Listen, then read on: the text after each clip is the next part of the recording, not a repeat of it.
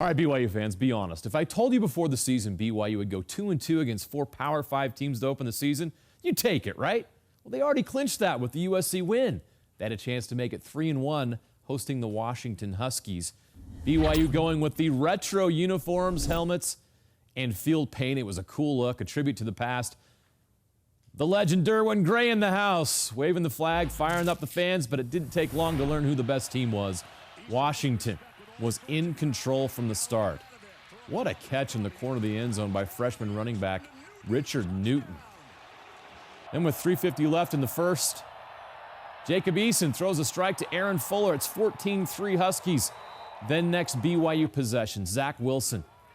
Sacked by Ryan Bowman. It's a fumble, and it's a scoop and score for Brandon Wellington, 69 yards. Washington led 21-3 after one. BYU got back in it in the second quarter, down 24-3. Zach Wilson goes to his tight end, Matt Bushman, who had a big day.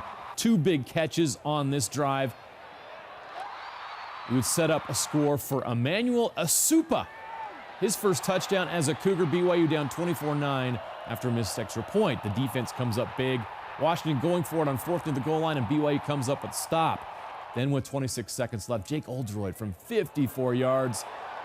And it's good. BYU down just 12 at the half. The news in the second quarter wasn't all good, though. Starting running back Tyson Williams with a nice play, but takes a hit on his knee. He had to be helped back to the locker room. His mother in town from South Carolina to watch him play. She was devastated. He was walking on his own power on the sideline in the second half, but did not return to the game.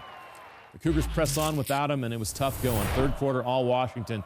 Jacob Eason, his 3rd touchdown pass of the game to Andre Baselia, 35 yards, 31-12 Huskies. BYU has to punt on their next possession. They punt to Aaron Fuller.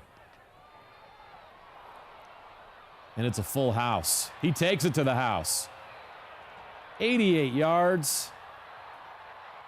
We take pride in special teams here, and so it's just like having that go off on us, like it's not going to happen again. We're going to make sure of that. And like I said, just doing your 111, staying in your lanes, and Coach Lamb, he coaches us up good enough to know what we're doing out there and keep any return to contain, no matter how good they say they are. But it's not going to happen again.